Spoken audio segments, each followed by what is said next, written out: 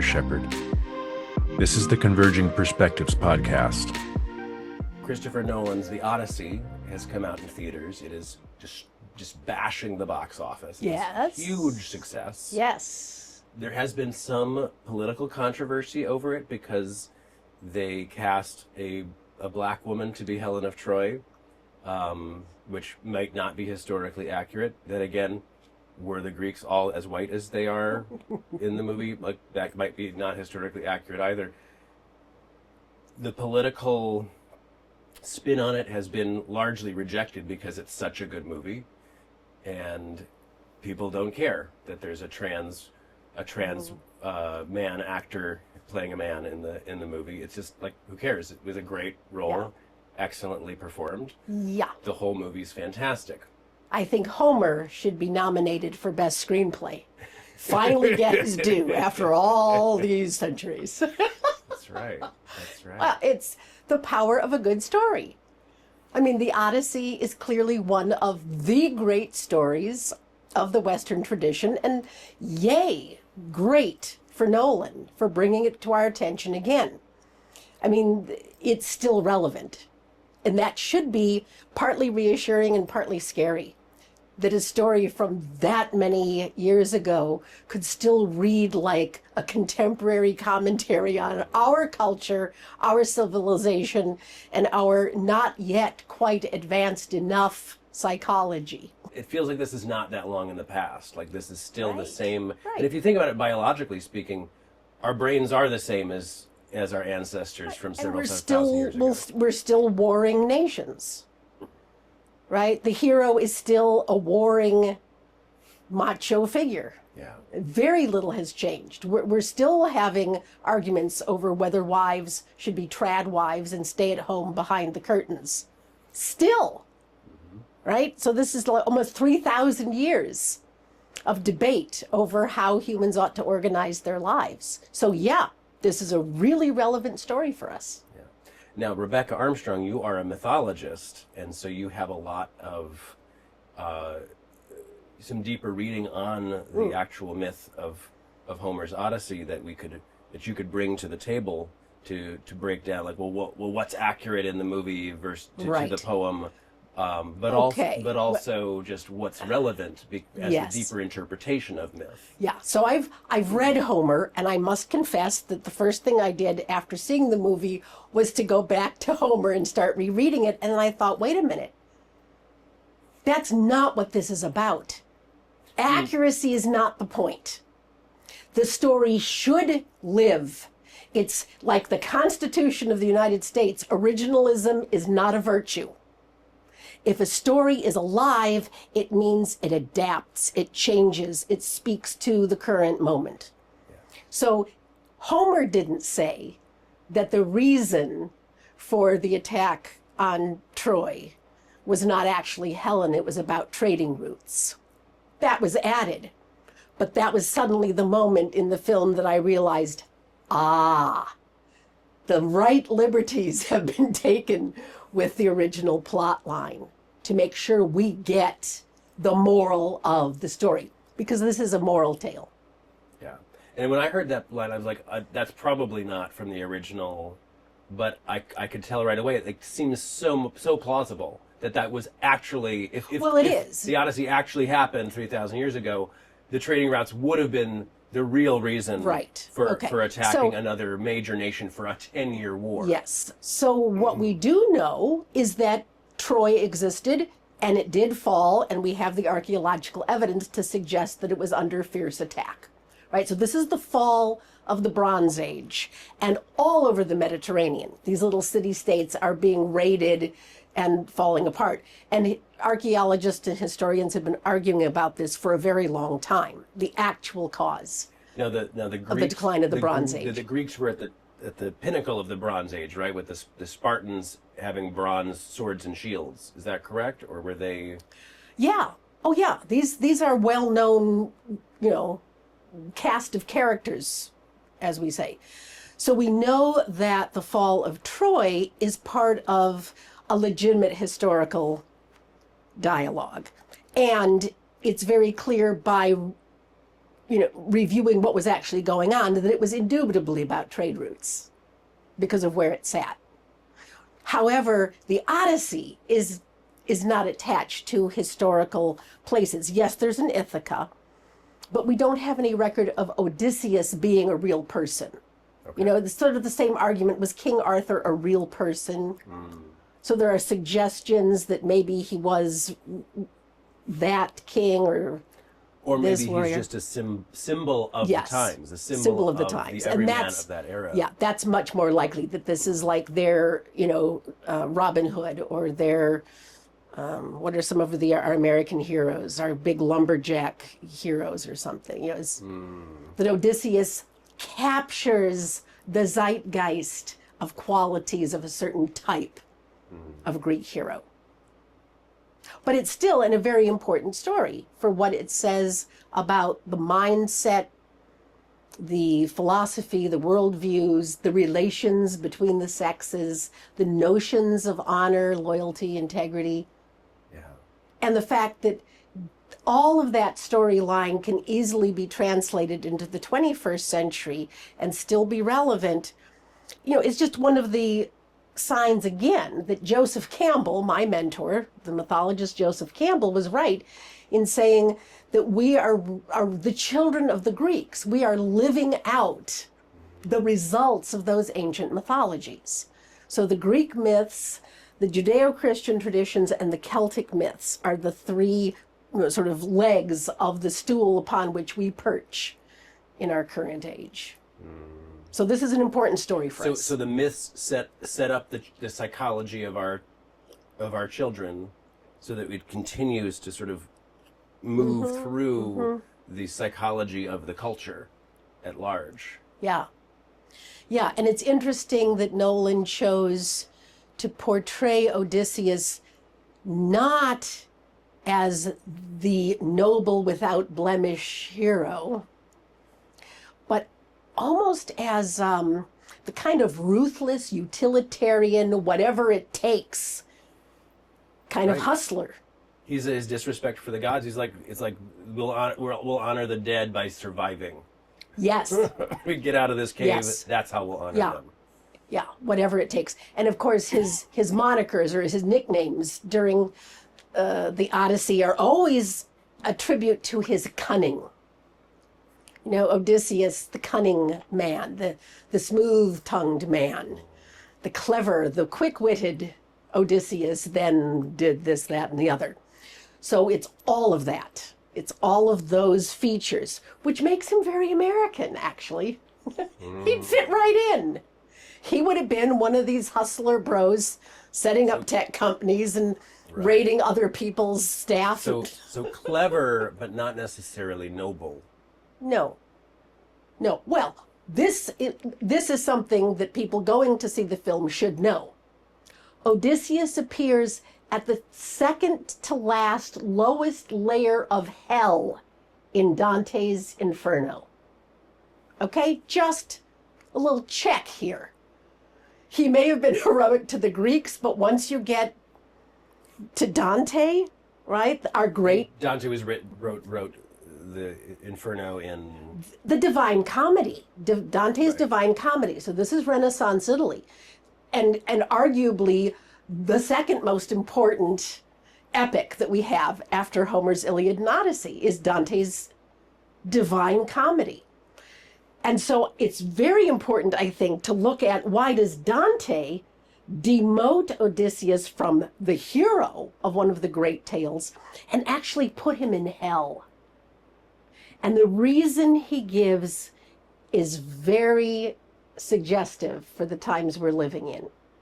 Odysseus is in hell because he used the noblest gift given to human beings, which is our capacity for reason and speech, and has perverted it in order to manipulate, to trick, to deceive. And that, well, this is going back to Aristotle too. This is one of the worst sins, to take your great gift and pervert it. Yeah. That the mind, the ability to reason, is given to us so that we can pursue truth. Truth, goodness, and beauty. if we use it instead for very utilitarian ends, to win, to cheat, to lie, to steal, to get our way, that's just such an insult to the gods that we would take their gift and do that. So in the original Homer's Odyssey, Homer portrays Odysseus as this brilliant Is the word. hero. And Not necessarily nice or good or even noble, but heroic in that sense of action. He is the ultimate action hero. If you want something done in the material world, he's your man. So there's not much of a hint of Odysseus in the Odyssey. Is there a hint of Odysseus being cursed by the gods for his trickery? Or is that really sort of glossed over and just sort of, no, it's just the gods were angry, right? Well, or maybe it was just because of Poseidon was angry with him shooting the eye of his son. No, Odysseus has a long history of irritating the gods and feeling the consequences. I mean, come on, right? Well, that's interesting in and of itself, right? Is that man's cleverness literally and technology literally is messing with the gods' power and order.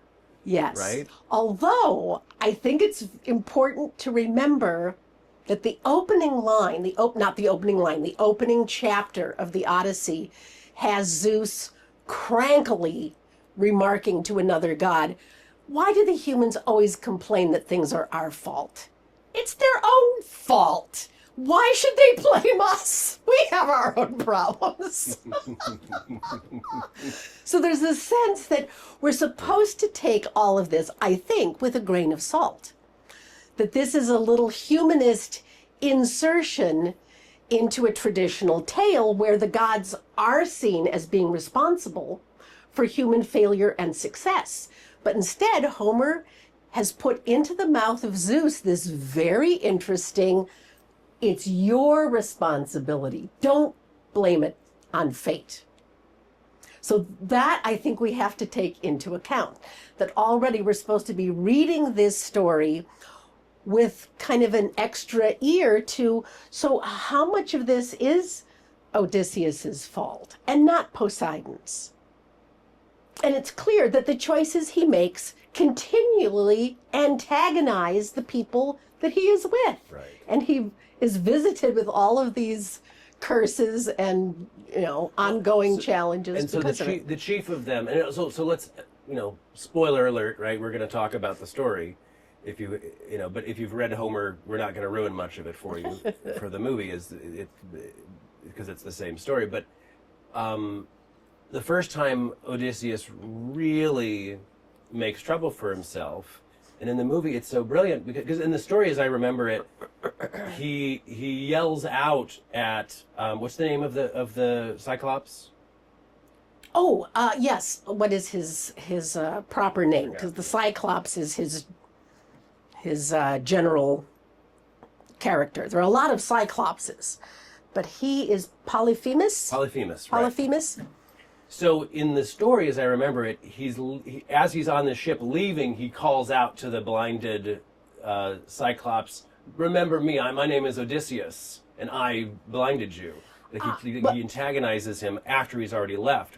But in the movie, he doesn't. He's leaving the cave with his men safely, and he's like time to make him suffer. And he shoots him right in the eye again with an arrow, which causes the Cyclops to chase them down the hill. And the Cyclops has got good hearing, and he kills a bunch of his men on the way to his boat. So it's literally paying for it immediately, and his men seeing that he's screwed up. Like, why did you do that? Yeah. It was so unnecessary. I'm sorry that Nolan didn't add what I think is a really critical piece of the original tale, just because it shows the Odyssean character so well. The first time that they're caught in the cave, Odysseus and his men are in the cave, and he gets the idea of blinding him with the one eye. And as his men are shoving the stick, and it's very graphic in Homer, twisting it to make sure that it's really... the Cyclops cries out, "Who is doing this? Who is doing this?" And Odysseus says, no man has done this. I'm no man, and I've done this to you. So when the Cyclops calls to his fellow siblings, come and help me, and they come, and of course the cave is still blocked, and they call in, what's the matter, brother? What's the matter? Who is disturbing you? He says, no man has done it. It's like, oh, well, it's probably just a bad dream then. Well, and they leave. So this is so important because it shows the cunning of Odysseus, how to open the pathway for himself and his men to escape. Right. Yeah. And that's one of the little details, too, that you're always going to get even in an abridged version because it's such an important character detail. Right. But there's something that I want to get to that the movie did not focus on, but which I think is a really important piece that has still contemporary value for us. But is there something more that you wanted to follow along this train of thought? Yeah, first? I want to keep talking about this idea of Odysseus bringing the suffering upon himself, because yes. I think in the original he's a hero who's a bit mischievous because he's clever, and it pisses off the gods. The Cyclops, prays to his father Poseidon. Poseidon punishes Odysseus and all of his men for his cavalier, clever, lack of morality. Right? It's like there is an edge of him not being completely straight, which is largely why he's punished.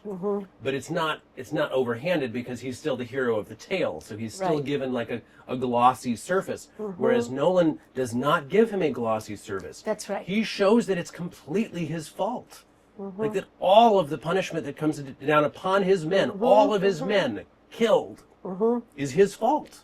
I mean, it's an incredible moral burden for him to go home with, finally at the end, knowing it's my cause that killed all 500 or whatever of my men. Yeah. All 12 ships that we left Troy with. Right. Are mine. But he goes further to point out that it wasn't, and this may not agree with the poem of the Odyssey at all.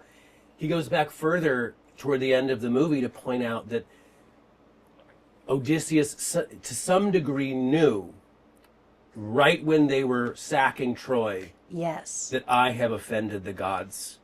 With what I have done is a great evil, and you can see it. Matt Damon is like perfect casting for this, because you can tell he feels it, but he's not intellectually clear. Exactly. He's not quite smart enough to know what he's done. Right. He just feels something is not right here. There you go. It's conscience doing that slow, agonizing turn in the heart that the Native Americans talk about. That your conscience is like this sharp crystal that turns when you've done something wrong so that you feel the pain. But of course, Odysseus doesn't have a ladder from that pain up to his moral intellect. And so this kind of blank expression, I know something important is happening, I couldn't tell you in a million years what it is.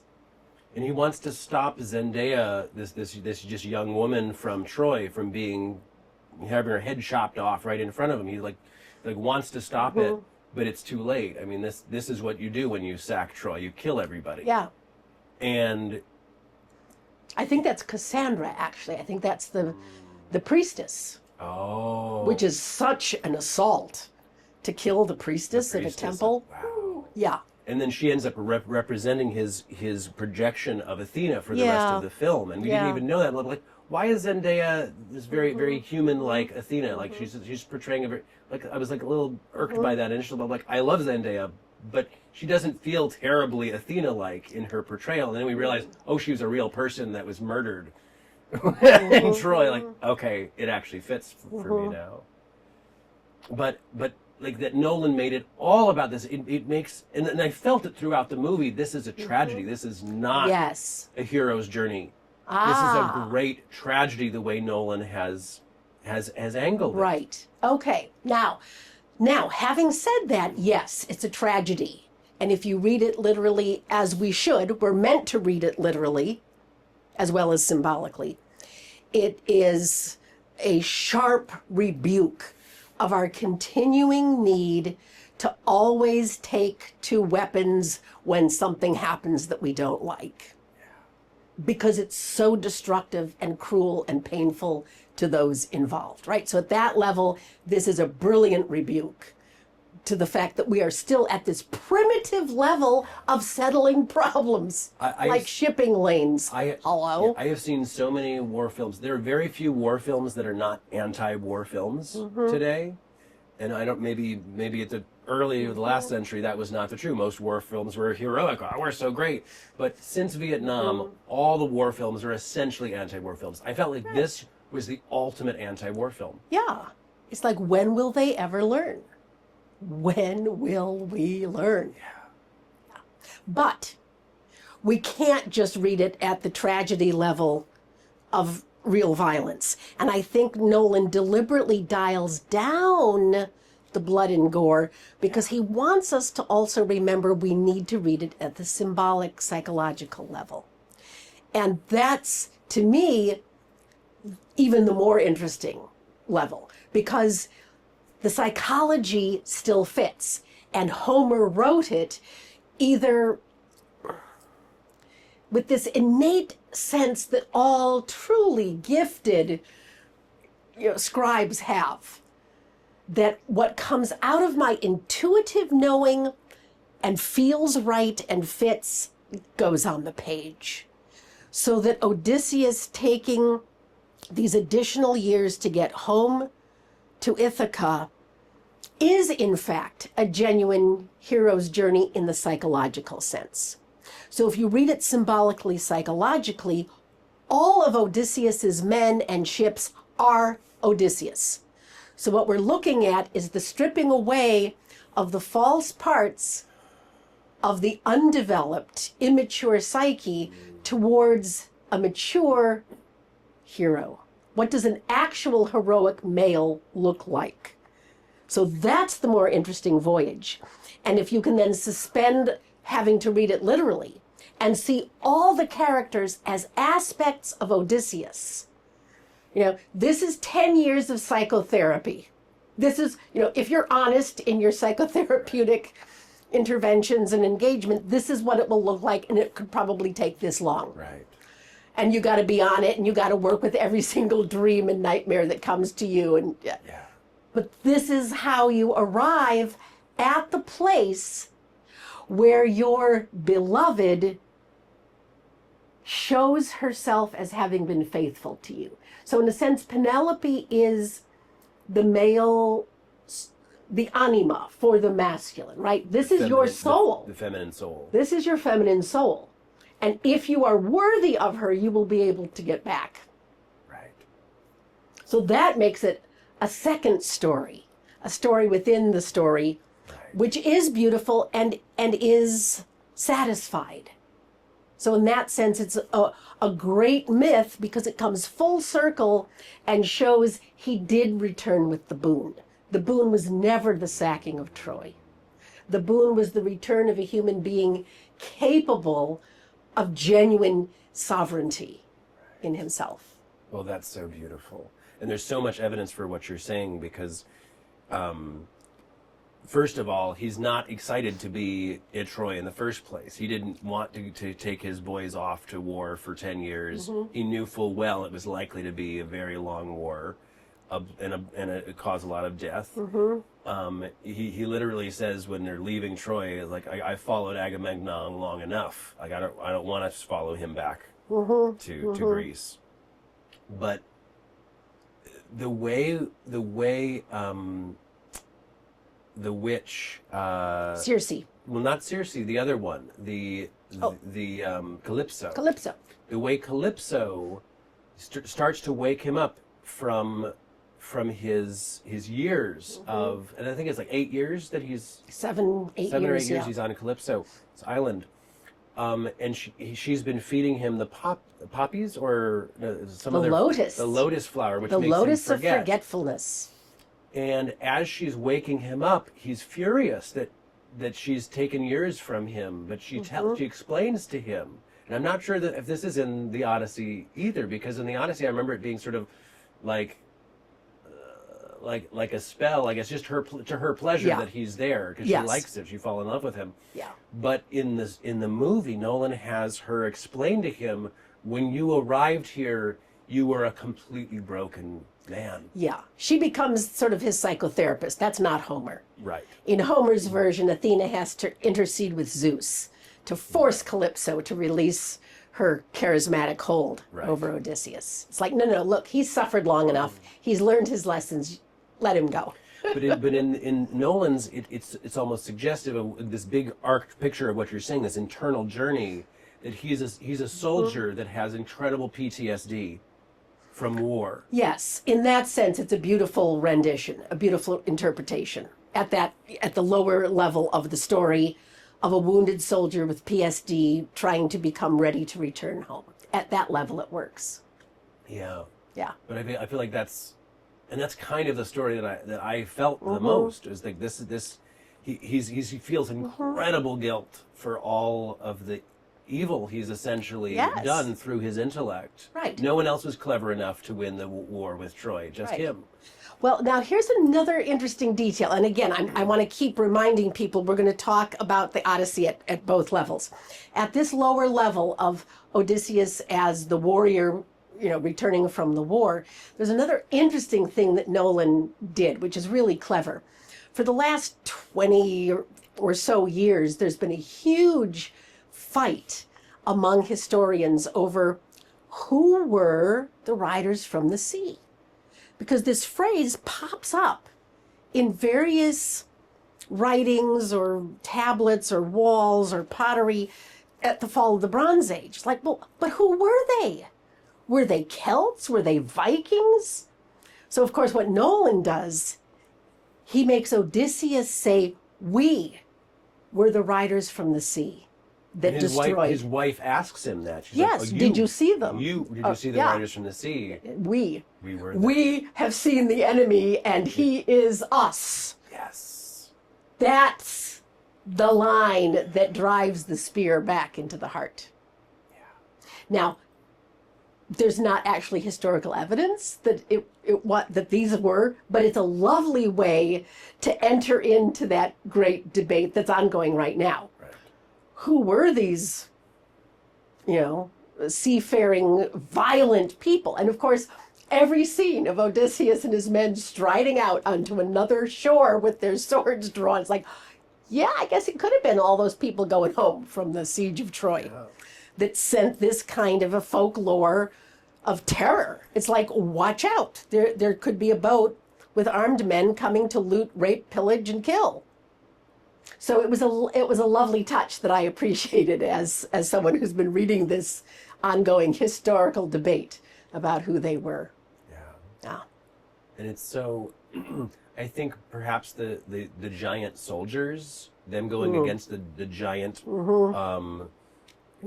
soldiers in full armor, which was just like a total, like they didn't have a chance against them.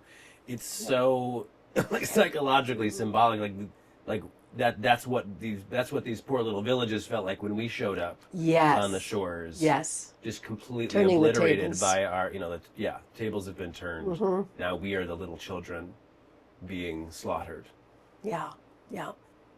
So could we talk about the second layer of the story, which is also there in Nolan's version, which, and like, this is like every good story, every good fairy tale or myth, you can read it at multiple levels.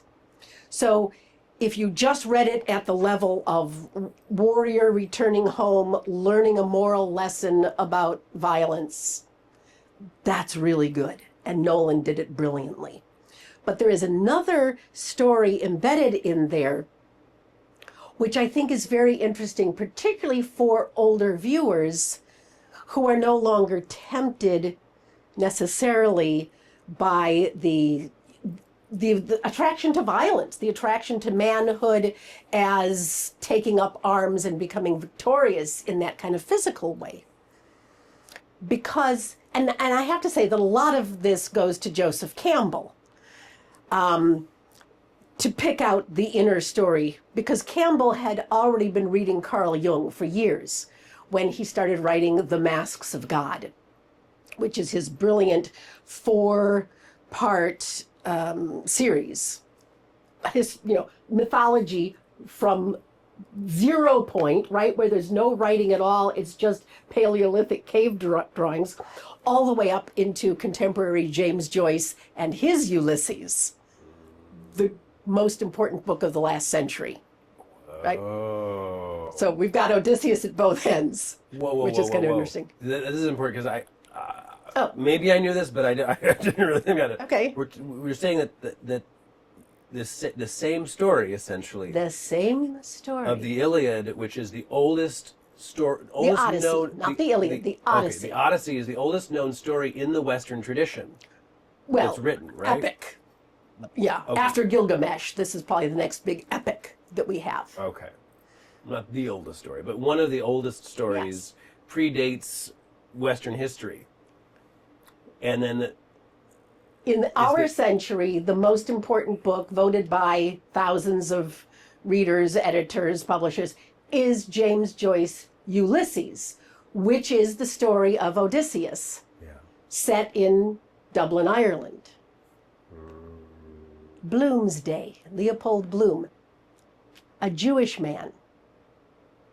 And if you look at the chapter headings of Ulysses, they're all reference back to Homer and the Odyssey. So Leopold Bloom is going through the same adventures that Odysseus went through, but he's doing it in 20th century Dublin. Interesting. Oh, it's it's wonderful. And to put those back to back, Which just tells us once again how deep this myth is to our psychology as a people of the West. yes. Yeah, it's very deep. And of course, James Joyce treats it as the interior journey. Even though Leopold is wandering around a city and having adventures with other people, it's all about the inner journey. And this is where I want to now bridge to the second layer of the story from Homer and Nolan, which is the psychological journey of a man in the second half of life. Okay? And by the time Odysseus gets home, he is a man in the second half of life. And Carl Jung says that in the second half of life, what's appropriate is that you turn your libido and your interests for success and fame from the external to the internal. You realize that it's the crafting of character, which is the essential task that faces you, and that you must spend the next 40 years or whatever you have attending to those tasks. One of the first ones is the facing of the shadow, right? Which Nolan beautifully shows when Odysseus says, no, I am the enemy. I am the raider from the sea. I am that villain. That's a shadow moment, which is important. Owning your shadow. Yourself, owning up the darkness to the darkness, and trying to integrate it, trying to make the atonement for what your shadow has done. You can never slay the shadow. You can never divorce the shadow. To grow, the shadow must be embraced, acknowledged, and atoned for. That's the only way to move forward. But what Jung says the final task is, and mythology bears him out on this, is the meeting with the contrasexual. So for a man, it's the meeting with the anima, it's the feminine archetype that he must address. And this is simply because for human beings, when nature decided to create us into two sexes, then we had the problem of how to find the integration again, because now we didn't have all the pieces inside of us biologically. So it's a psychological journey. And the Odyssey does this brilliantly, just brilliantly. So first I want to give you my little analysis of this, and then I want to tell you what Joseph Campbell said, because his is the best. We'll finish with him. I said to myself, okay, so if this is the great psychological task. What if we could apply the alchemical tradition, which was about turning dross matter into gold, right? And because in alchemy, the ultimate stage of alchemy is the marriage of sun and moon, sol and luna. And we already know that Odysseus is aligned, with the outer, the sun, the Apollo, the Apollonian ideas, Athena, these head bright things. Penelope as the one who weaves and unweaves, waxing and waning. She's the lunar symbol here. Penelope is the lunar goddess, moving in and out with the loom. Looming her garment, which she tells the suitors. The shroud. The shroud. When I am done weaving the shroud for my dead husband, yes, then I will choose a new husband. Yeah. But the waxing and waning of the fabric itself. She undoes it every night. She does looms all day, and then at night she takes them out so that it prolongs the process. But and of course, in the Western tradition, Sol is the masculine element and Luna, the moon, is the feminine element. So this matches up. Hence, I thought to myself, so what are the stages of alchemy? If we could lay that on this Homeric poem, does that fit? And I think it does, and let me tell you why. One of the tasks in the alchemical process is that you have to address each of the four elements: earth, water, fire, and air. And if you look at the great adventures of Odysseus on his way home, I think you can pretty well map those four elements into the kinds of females that he meets. Now, Nolan left out the fourth one, and I'm going to just add that at the end. But the first one is very clear. Earth is the first element to deal with alchemically. And Circe, with her pigs rooting in the earth, this is the root chakra. Absolutely the root chakra. Because there's nothing more base than just the need to eat, to consume. That's the ultimate earth quality. Life feeding on life, right? Interesting. So when Circe turns his soldiers into pigs, this is the earth element. And think of it as his men are his earthy aspect. They are all aspects of Odysseus. Shoveling the food, groveling, just that deep, gimme. Yeah.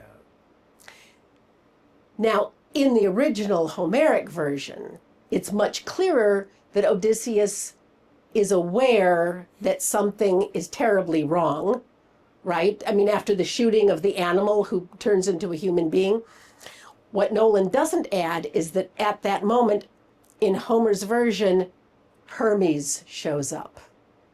The messenger god Hermes, right? And what he says is, you better eat this herb before you go any further. Because this is the herb that will allow Odysseus to quash some of that hunger so that he doesn't fall prey. He needs something to keep that at bay. But instead of this, conversation, and it's a good conversation that Nolan puts into the film, but what's even more powerful in Homer is that Odysseus agrees to stay with Circe for a full year in exchange for retrieving his men from their pig state. Right. So he stays with Circe and is her lover for a full year. So that... It's like he's paying for his men's freedom. And we have to assume that at the psychological level, this is part of integrating that part of the feminine. Now, if you think about the number of taboos in the world, some of them still very alive, against the dirty feminine, particularly menstruation, which is, just, sort of sends the tremors of horror through men. There are so many taboos against being anywhere near a woman, let alone sleeping with a woman during her menstrual period. I mean, you can be thrown out of heaven altogether. You can be devoured by wolves or something in various traditions. That's just so this idea that women are essentially unclean is part of the problem. Because if you have to take the anima, the feminine element, into yourself, you've got to learn not to be disgusted. Okay, it's the disgust instinct that has to be overcome. So Odysseus, staying for a full year, sleeping with Circe, proves that he's overcoming this rudimentary problem of being disgusted by the feminine and the feminine element.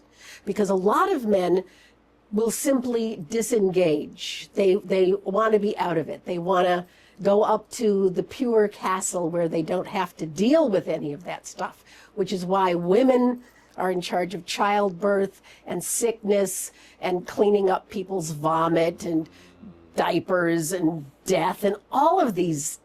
It's like, no, let the women do it. That's their job, okay?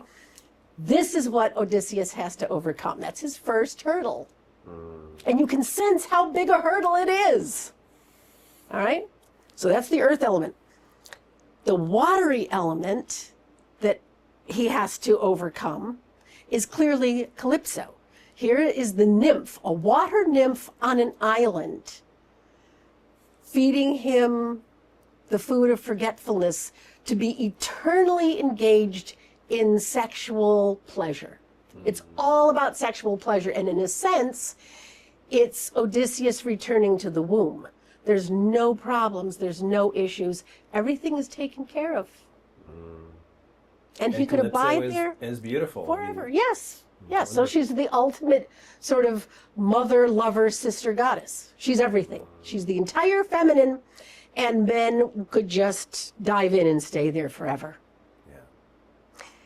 And that's very, very dangerous, and obviously. That is why he spends a good 7 or so years there. Right, right. And has to be pried out, by Athena tugging on Zeus to make some contact there.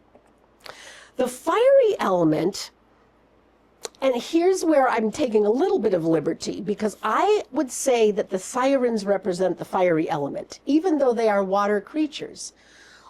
In Homer, what's very clear is that what they're offering Odysseus is the same seductive boon that Mephistopheles offers Faust. We sing of all knowledge. We will make you omnipotent in your knowledge of all things. You shall know everything about Troy and the wars and the ones who fought them. So it's this. It's a lust at a different level, but the fire in the mind has always been the element representing that kind of human desire for knowing things. Knowledge as power. So I'm attributing the sirens this fiery element of knowledge. And again, the fact that Odysseus is willing to make this bargain of being bound to the mast so that he can have it without suffering the consequences. I mean, again, it's his cunning around this. But it does allow him to have a taste of it without being consumed. Right. It's a great gift. It's like no man before has heard the siren song without being lured in by them and killed. Yeah, yeah. Now the fourth element, the air element, Nolan didn't show this, but the last chapter in Homer's Odyssey, before Odysseus gets home, is with Nausicaa, the young princess, and her father. He washes up on her shore, and what's beautiful about this is that he recognizes that she is young, virginal, and innocent. And she's willing to flirt with him. But he holds himself back. And what he actually says to her is, I would like to offer you a blessing for a long and happy marriage with a man deserving of you. Which is such a that would have been lovely to add to the film, actually, because it shows, oh my God, this is 180 degrees right. that he's come through his journeys. There's nothing rapacious. There's nothing lustful. He's not demanding anything. She takes him home to meet her father, the king. Odysseus tells his story, and the king says, "We will send you on a ship back to your home, Ithaca." And if he had desecrated his daughter, not likely he would have Another met 10 years. the same They're problem. go back to start. Yeah. Do not collect $200. Yeah. Yeah. So, of course, immediately reminds me of the Oscar-winning movie, The American Beauty, in which the father is such a mess at the beginning. Yeah. And he's going through his process, Yeah. and he's finally got his daughter's friend, who's a teenager, but she's very sexual, the way she does makeup and everything. One And he's- writing in the bed of roses, right? Yes. Yes. In the bath of rose petals. And he's finally got her, and she's flirting with him, and she finally tells him, I've never done this before. And suddenly, Yeah. it wakes him up, and he's like, Beautiful. "Oh my God!" And he closes her Beautiful, clothing. Andrew. He's like, "You need to save you are a That's precious, it. beautiful being, and you need to save That's it. yourself for someone That's who's it. deserving of you." Thank you so much, because that's exactly it. And hopefully viewers will have seen that film. And then morally redeems this character. morally 'cause redeems. We really don't, I mean, we love that he's boldly beginning to say the truth about things, which nobody else is. His Right. wife won't say the truth. Right. But he's a morally repugnant human Yes, he being. is. So he has no real dignity until that moment. And he suddenly reclaims the dignity of an older man, of a father who would Yes. protect the feminine rather than Exactly. desecrate it. Yeah. And in a very deep sense, what he's doing is he is returning sovereignty to the woman. Yeah. I am not in control of you. I will not use my physical power over you. I grant you the right to hold your own sovereignty, which is so beautiful. So beautiful. And in that movie, she needed that pretty badly because she was terribly insecure. She hadn't been. She was using her sex appeal for popularity. She was a very insecure human being, and her friend, his daughter, was actually gothy and like not as cool as her and not as popular as her, but actually more authentic than her. Was more owning of herself. Yeah. And so this moment of reveal of her vulnerability and being protected in that moment of vulnerability, I think was a healing for her. She began to have a little more self-respect. Yeah. Lovely. Lovely. So that's my take of Odysseus's journey as an alchemical journey that prepares him for the ultimate union of sun and moon. So that was the air sign. Yes. So we've gone So through she's gone earth, through 4. water, fire, air. So he's mastered all 4 elements, and now he is strong enough to enter into the final alchemical vessel and unified with the sun and the moon elements. Okay? Now, this is where I would love to bring in a Joseph Campbell awareness or understanding. This goes back to a personal experience I had with Joseph Campbell after he had become a family friend. So whenever he came to Chicago, he would stay with the Armstrongs in Wilmette. And I was 15 years old. I had just started high school. It was a very cold day in January in Chicago that the Armstrong family and Joseph Campbell drove down from Wilmette to the Chicago YWCA, Young Women's Christian Association. They had hired Joe to give a talk. And it was such a cold night. I mean, it was one of just frigid. So it was maybe 20, 30 people in the audience, right? Because in those days, that was kind of how Joe started out, right? He had just finished teaching at Sarah Lawrence. He didn't have any bestsellers. So he had very small audiences, but he gave his all wherever he went. So here we are. He gives a lovely talk, invokes James Joyce, talks about Ulysses, and then segues to Homer's Odyssey. And he poses a question to the audience. He says, how do we know that Odysseus's hero journey was successful. People kind of look at each other and he leans into the mic. He says, because when Odysseus and Penelope are finally together again in the great bed by the tree, Odysseus has Penelope tell her story first.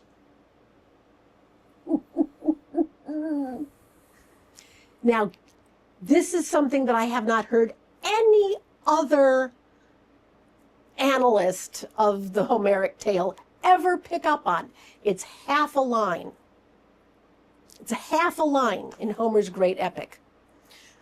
Well, Penelope and Odysseus finally get into bed, and after they had pleasured each other, after all of these years, Odysseus asks Penelope what has happened to her. And then Penelope asks Odysseus for his story. So it's one of these tiny little throwaway half lines, but Joseph Campbell seized upon it. He said this is critical because it shows that Odysseus understands that it's the inner journey that really matters. And now he's awakened enough to know that Penelope has been holding, as his symbolic anima, has been holding 50% of the journey, and it's the 50% that he needs to integrate to be whole. That's what he needs to know. So that is this beautiful recognition. And again, we don't even get to see Penelope and Odysseus consummate their long absence, which is a pity, but I want people to know that this is in the Homer version, and you should definitely read it. Well, because to put emphasis on this, Odysseus has just gone through the most epic journey in all written history. And you'd think Penelope would love to hear that story. But he's like, no, first I want to hear your story. Yeah, it's something. I mean, we've just spent, 25, 26 books of Homer, long, detailed, on every bloody, gory thrust, pivot, and whatever. Yeah. It's a beautiful moment. But again, if you can read it at that level too, there is an even deeper satisfaction. Because you realize, and in a sense, this is where the redemption comes in. Because in some very real way, every American male over the age of 40 could see himself as Odysseus.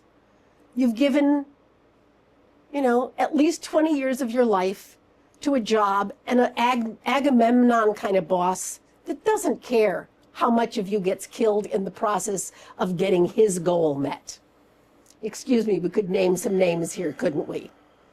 We can think of so many people who really don't care what happens to their workers so long as they meet their quarterly goal or buy that competing company or get higher, in the trading. It's cruel. So men are being devoured for years of their life. They're being slaughtered. Their souls are being laid waste and ravaged. So men need to know that there's a way to redeem the lost years. Okay?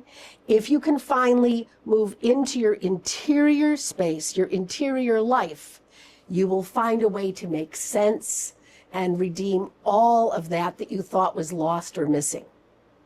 It's not. You've been growing because of it. And now you are finally able to come into yourself as a greater being of wholeness, of integrity. Jung called it individuation. That you are the acorn who has finally become the oak tree. That was your destiny all along. The rest of it is just marginalia. That's just the stuff on the side.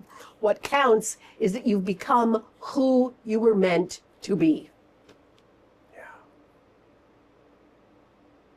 And I would say in Nolan's version of the Odyssey here, you feel that. You do. It's not necessarily put so much on the head. He has this different ending of Odysseus going into exile because murdering all of these lord's sons will Yes. inevitably cause havoc on his kingdom. People will come back for blood. And only by his son not murdering any of them would he somehow be free. Going into exile, in a way, is an interesting symbolic gesture too. That like his days of being a king, of being a man of power, are over. Like I'm ready for a different journey. Retirement is okay, right? Ceasing to be the householder and becoming the forest dweller, right, as the Buddhist tradition or the Hindu tradition suggests, is perfectly legitimate. You are now about the inner quest, no longer the outer quest. It's a nice movement, yeah. Just for the record, Homer does deal with the problem of the slaughtered suitors and how the heck is Telemachus going to be able to take over the crown if every family in the nearby islands is now out for blood feuds. Athena comes. Athena again intercedes with Zeus. It's like, oh, haven't we had enough bloodshed? So Zeus, yeah, it's okay. Well, Athena comes down and acts as the actual mediator. And sadly, Homer doesn't give us the details, but wouldn't that be juicy scene of Athena mediating? Maybe that's a new movie that needs to be written. The aftermath of the Odyssey. The post-Odyssey, yes. Yeah. How do you create peace? How do you create peace after all the bloodshed? All the bloodshed. I mean, it might be a symbolic gesture for Israel and Palestine or something. Yeah. How do you forge a new bond that makes a and stable in fact, we have a lot of good mythology of substance because Athena does something similar in a play, one of the Greek tragedies, where she invites the Furies to transform themselves from ravenous wolves who devour the hearts of the convicted, right? The sinners. She invites them into Athens if they will adopt human form. They become the three wise elders who help adjudicate justice for the city of Athens. So we know that Athena has some of these powers as the wise one, the daughter of Metis, the wisest of all the goddesses, whom Zeus swallowed for his own benefit. But anyway, I think there's another screenplay there. Yeah. Before we wrap this up, I feel like we haven't mentioned at all the Odysseus arriving at the land of the dead. And how significant that was, that he's literally dealing with his dead soldiers. Thank you. And some of them want to take him right now because they're angry with him. But yeah, what do you think about that scene? Well, it reminds us that we are bankrupt when it comes to the honoring of the ancestors. Remember what he does before the dead are willing to speak to him is to give blood sacrifice offering. Remember that? Yeah. The blood sacrifice. That's what allows them to come up. So symbolically, and this is true for thousands and tens of thousands of years of human history, the feeling that symbolically we owe, because we have been embodied and been given our lifeblood by the ancestors, we owe them. That deep sense of fidelity to remember, to honor, to carry forth. And to me, the importance of this is that historically we now know, even biologically, in our DNA, trauma is recorded and passed down. Mm-hmm. So you could say that literally through the blood, the ancestors' stories have come to us. So if we don't try to heal the stories back through, we're just in the downstream, we're in the downpour of trauma that has been visited upon previous generations. If we would be willing to turn around, to address the past the way it should be addressed, to give honor and sacrifice, I'm not talking about killing animals, but sacrifice, I'm talking about reparations, as sacrifice for the harms done to the ancestors.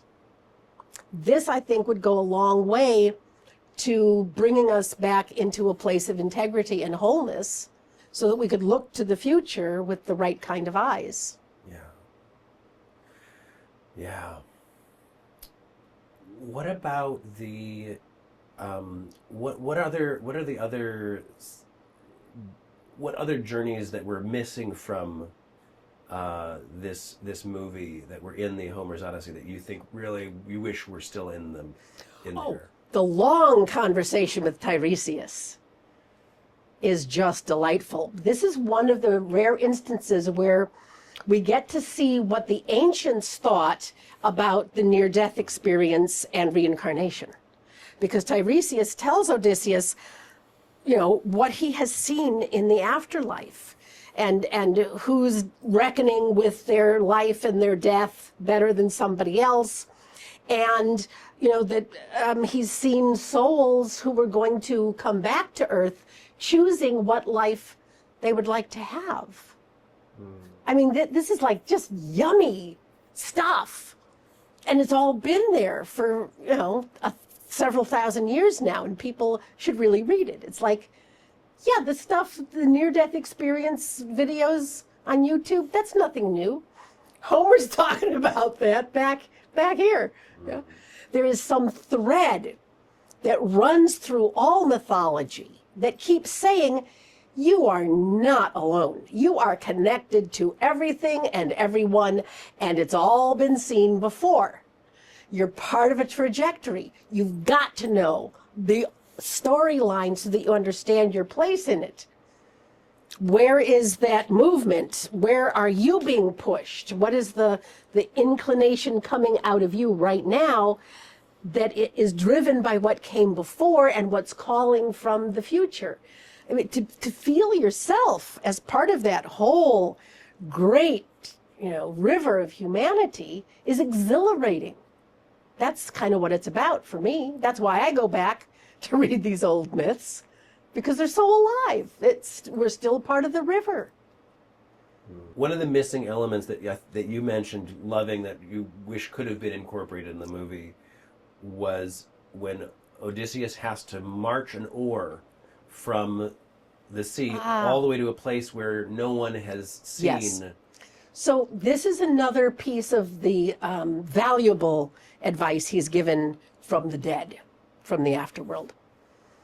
It's like, okay, I understand you have to deal with the suitors, but after you deal with the suitors, you need to take an oar and you need to march with it inland, as far away from the sea as you can go. And you keep carrying it until someone accosts you and says, what is that thing you carry over your shoulder?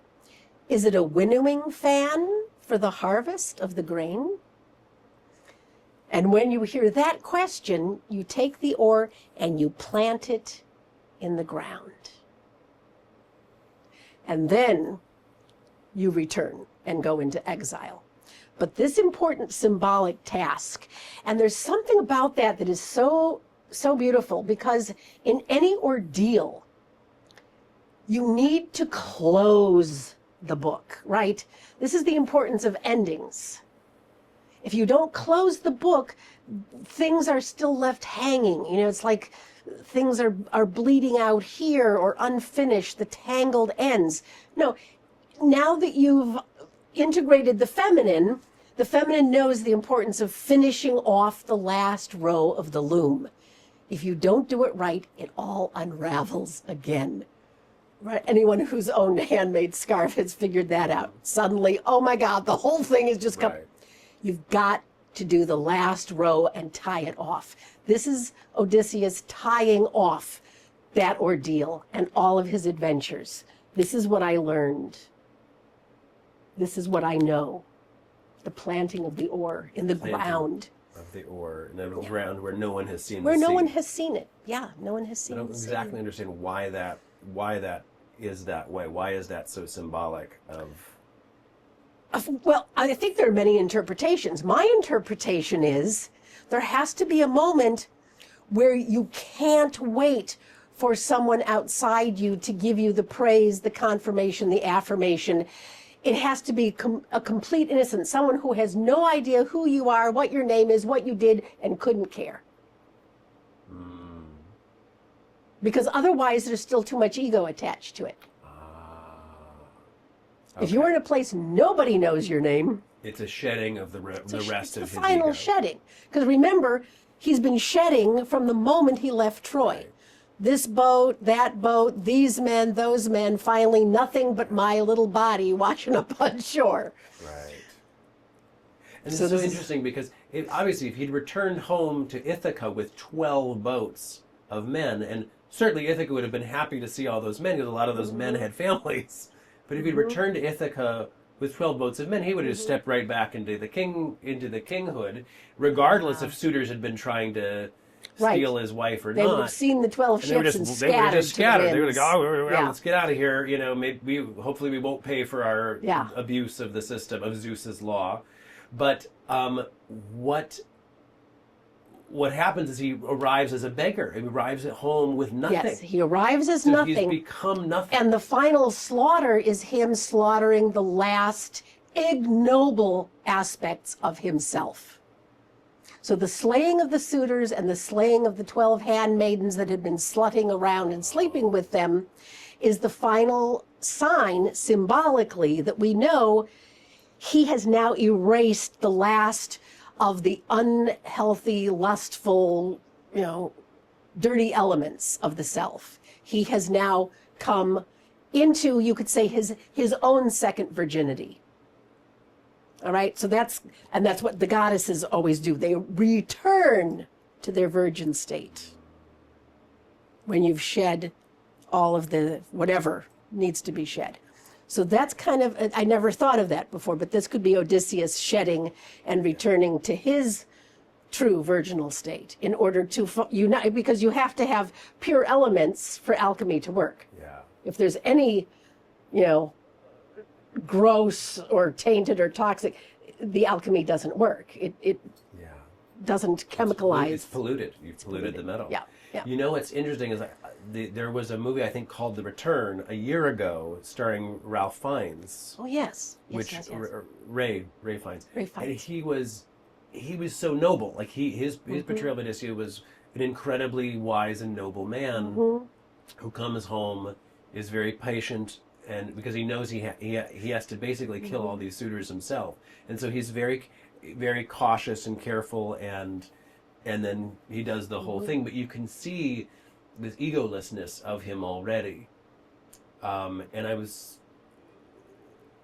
the Matt Damon portrayal, of course, being so much more mixed, so much more a man who's not quite there yet, growing and again shedding all of this as he goes. And you can see even like on the boat with his men, he's like when his second in command is questioning his third, he's like, here, take my ring of command. You do what you want to do. Like I've done enough. Like there's already this sort of resignment about how much he's how much abuse he's done. Yeah. And I think this is when a lot of older men finally decide to quit the 9-to-5 that's been killing them. That same kind of resignation, like, oh my God, take whatever. I'm done. I'm out of here. This is just more painful than it's worth. Just take it. All right. Now, the most important thing that we have not talked about is Nolan's description of the Zeus's law. Is Zeus's law in the original? Yes. Oh, yes. Okay. The hospitality. That's very critical. And that's why the suitors are there for several years. How many years was it? Do you know in the original? Because they made it 3 years, I guess. Well, the sense is that there's been an accretion. It starts out with a few, and then a few more arrive, and the word gets around, and pretty soon, everybody's staying there. Yeah, everybody's partying. All the nobles are there taking advantage of the kingdom until it's broke, basically. Well, so Zeus's law seems like the theme of the movie from Nolan's from Nolan's portrayal. It's like this is, and not just to do with the suitors. It's that this lack of dignity or moral fiber has begotten all of Greece.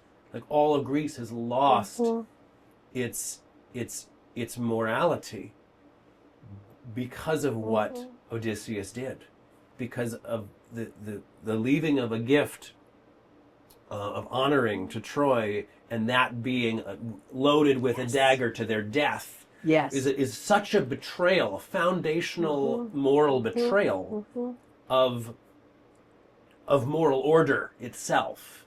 Yes. That it has destroyed moral order and caused chaos throughout Greece.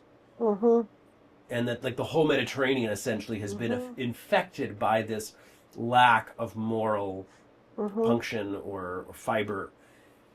And I felt like this feels so true right now in the world. This feels like a direct moral complaint to the current zeitgeist of the world, where we have more strongman dictator types rising to power. America seems even less morally hinged than ever, where we just it's like, well, did you make $1 billion? Well, if you didn't, you're not very smart. You know, I don't care how many people you have to step on to do it, but make money. That's the agenda. All the stock market drives the decisions of our CEOs. You know, and it just it feels like the culture has been routed of you know, it's just like been gutted of the moral backbone. What does it mean to have good character? Well, let me suggest it feels as if, again, the alchemical notion that when two opposites come together, there's this chemicalization that brings things to light. So we have simultaneously in America the horrific targeting and deporting of immigrants, right? Which is clearly going against Zeus's law of hospitality. Why do we still have the Statue of Liberty there? Yeah, if we're like no, welcoming people in, but if you come in, we may bash your head, lock you up, throw away the keys, deport you to some weird country you've never heard, whatever, right? But simultaneously to the opening of Nolan's film, we hosted the World Games. The World Cup. The World Cup. And from everything that I've seen in the news and social media, Americans are damn good hosts.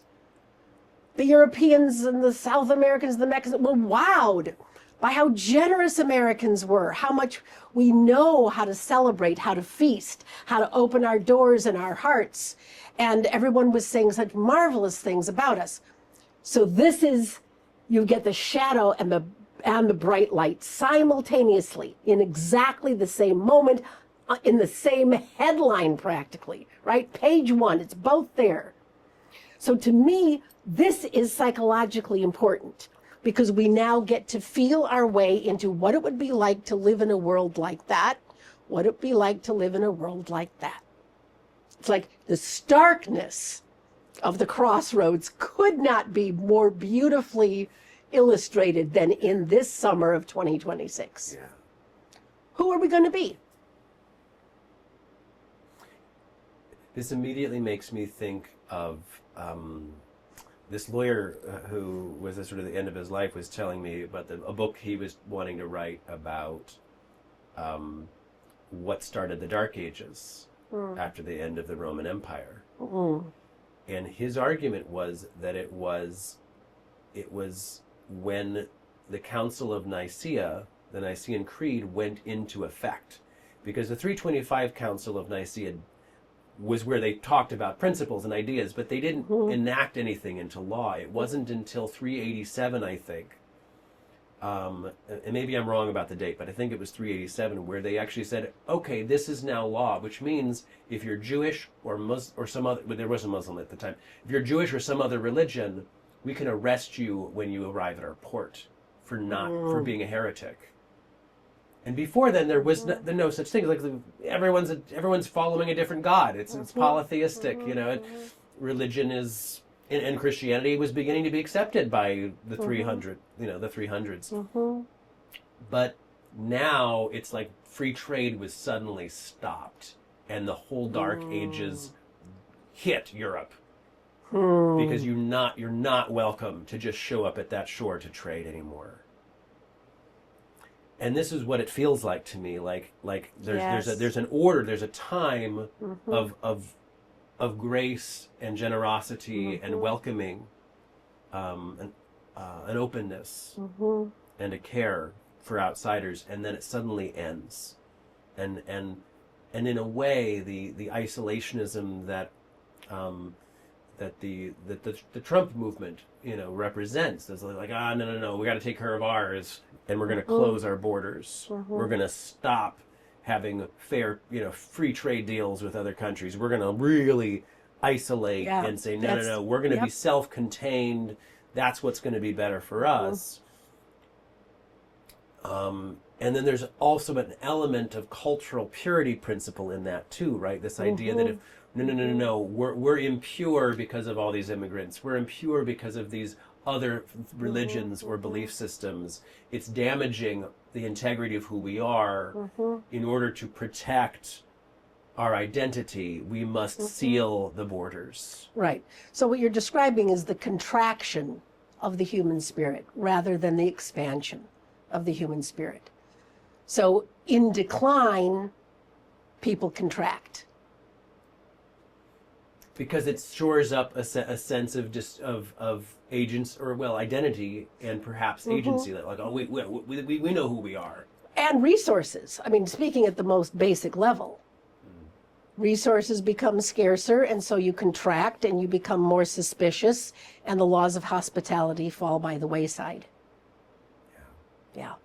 But I hope that is not the case. I hope that, in fact, we are still on the cusp and feeling the effects of the possibilities that suddenly open up in the mind when you say yes to the stranger and invite the stranger in and realize they're bringing an entire universe of ideas and information with them that's going to expand my universe even more.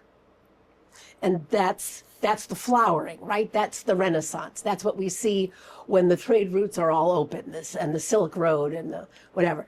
So that's what I'm hoping, that they're at the tipping point and we choose correctly. And if you go back to Rome, that is why Rome was so successful. It was the hub of technology and technology sharing. It's why they had the best weapons and the best... The center for knowledge and the sharing and the arts and conversations and... translations of everything. It was a huge, powerful center for ideas. And then there was the Dark Ages when that ended. And then the Renaissance was the reuniting of that, like the reemergence of, let's share. Let's share ideas. Life Look at all is this technology. better when we share. And all of a sudden the technology is exploding. Art and technology explosion. Yes. America is a continuation of this tradition, where we is. literally have the meeting of East and West of all these different ideas come here. We've been a brain drain of the world for the last century, because there's so much room for success in America for foreigners. Yes. But also because it was the best place to go to the universities, the best place to share ideas, and to test out your ideas. America, you can do it there. And so the idea that America would be closing its borders, shutting down this innovation, literally punishing companies for hiring immigrants, it's like the brain drain could be shut off. And the brains are going to leave America. They already are. To go to other countries. They already are. Yeah. But as far as was that the real reason for the decline of the Roman Empire, I have to confess there's a glaring hole in my library. I have not yet read the 6 volumes of Gibbon's Decline and Fall of the Roman Empire, but it's on my shelf now. I just bought it. So let's have another conversation next year, and then I'll tell you what I think of your hypothesis. I think alone we can establish that there is this Yes, there's certainly this correlation. This principle Yes. of closing off versus opening up. Opening up. Can be demonstrated in business. Like the more you recede, the more you close down, the less your market is going to expand realistically, and also just in the way of human relationship. The more open you are, and of course you have to have the energy to supply the connections that you make with that openness. But the more you're going to be able to build real connections that might create business and trade and whatnot. Yes. So it's. And I would extend the sense of openness to the wisdom that has come before. One should be wide open to receiving the inherited wisdom of the ancestors. Read Homer. Go back to the original, right? Yeah. Read Ulysses by James Joyce. Yeah. Just fill yourself with the extraordinary knowledge and insights of those who've come. I remember reading I had a Greek book, a Greek myths book, and when I was growing up, and the last page shows all these fallen heads of statues of the gods. It is the death of the Greek pantheon. And it was always stark to me. I was like, well, why is it over? If they're gods, they should live forever.